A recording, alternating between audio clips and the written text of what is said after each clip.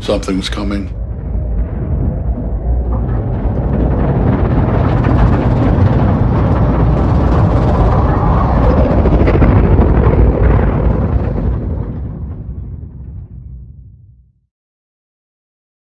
Ten Cloverfield Lane is directed by John Trachtenberg and starred John Goodman, Mary Elizabeth Winestead, and John Gallagher Jr. It is a bit of a spin-off or a sequel, or I'm not sure.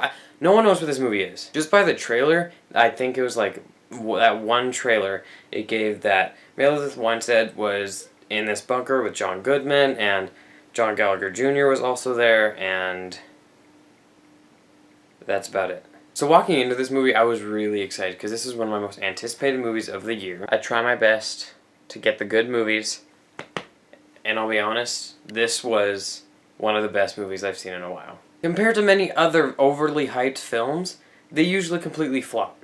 But the marketing for this thing was astonishing. John Gallagher Jr. was amazing, and then Mary Elizabeth Winstead, as always, was amazing. She's one of my favorite actresses, but it's John Goodman that steals the show. The other two are side pieces compared to him. He electrifies the screen. And from beginning to end, the cinematography was on point. It knew what shots it wanted, and it knew how to get them right. It has your heart pounding from right at the car accident to the end. That is how crazy this movie is. The theater was nearly completely packed, and it was an IMAX theater, and everyone was just silent. Everyone was guessing. Nobody knew what was actually happening because this dude thought there was something going on, then they find out that this and that, and then it just gets totally jumbled. And right when you think it's just going to be like, oh, they're in a bunker, it's going to be happy, whatever, it flips it. It flips it on you. It pulls the carpet out from under. You're on your back. It floors you. So I will give a few spoilers after my grade. So if you have seen this movie, please stay after my grade. And if you haven't seen this movie, please skip it. Just see the grade, leave, come back when you've seen it, because you have to witness this for yourself. I'm a huge fan of the first Cloverfield. I mean, I have the regular DVD, and then I got a steelbook from, I don't even know where, but it took like 2 months to get here. But anyways, when I heard this was coming out, I mean, I was overly excited. They made this in complete secrecy. J.J. Abrams is a crazy dude. I really hope this makes a lot of money, because then this marketing scheme that they did with not showing anything and just leaving the mystery to the audience, it will continue to do that, because that is the best part about 10 Cloverfield Lane. You don't know what's happening. This is a completely twisted movie. It's only PG-13, but it pushes its limits to the edge. It's pretty much the edgiest PG-13 movie I've seen. Every scene, you don't think that they can top it, but they just keep topping it. It halts for maybe like 5 minutes, and then it's just back on its grind, doing its thing. And the ending is... my heart was pounding. I could not breathe. You kept thinking something was going to happen, then another thing was going to happen, then the thing that actually does happen you don't see coming. The ending is...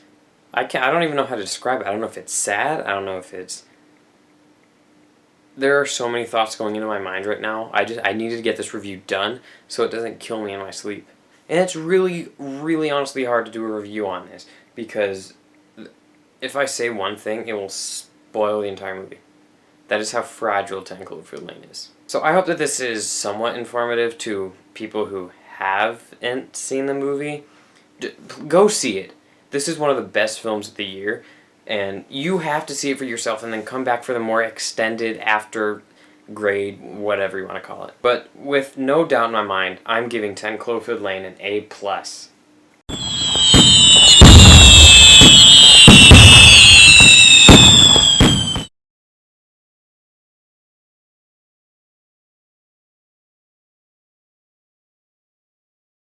Okay, so please, if you have not seen the film, exit, go watch my Pride, Prejudice, and Zombies review. Do what you want until you see the film. So from the beginning of the movie, you are just guessing. John Goodman, is he crazy? Is he not? Mary Elizabeth Winestead is either scared or she's not. And then John Gallagher Jr. comes in and just messes the whole bunch up. Just from the first, second, and third acts, you're expecting different things to happen. think, oh, she'll get out and she'll die, and there are so many haunting scenes in this movie. You think just like, oh, she's a stupid character. She should not be doing that. Why did John Goodman make her go do that? It all has a purpose, and it's all perfectly intertwined. And plus, this movie is just pure nightmare fuel. I mean, you can't process this movie in time. And it really only gives away when she first tries to escape and she sees the woman, like melting through the window. That, I didn't see that coming. I thought there was going to be like a monster out the window, but they are definitely more professional about it. And just the ending. She kills John Goodman with acid, and John Goodman shoots John Gallagher Jr. That part was the most shocking scene in the movie. He accepts his apology and then just shoots him. Oh my god. And just the entire third act with her crawling through the vents and then a knife comes through. It's like, this movie just can't get any more intense. And then when she does get out, she finds out that the air isn't polluted like John Goodman said it was. And then she sees the ship and, oh my god. And then it like lets down an alien thing. I think that was totally connected with the first one. I think that these two are secret cousins. And just the final scene where she turns left to go help others in battle, I was very impressed with. That was a heroic act. Instead of going to Houston, where they have taken over, the humans have taken Houston back, she goes to help because she has medical care. I was insanely impressed with this movie. As I said, A+. I had no issues with this movie. And even the issues I did have, they patched them up with either another plot device, or they just kind of explained it. They're just like, oh yeah, this happened. But it wasn't at all sloppy. They actually tried their best to do what they could.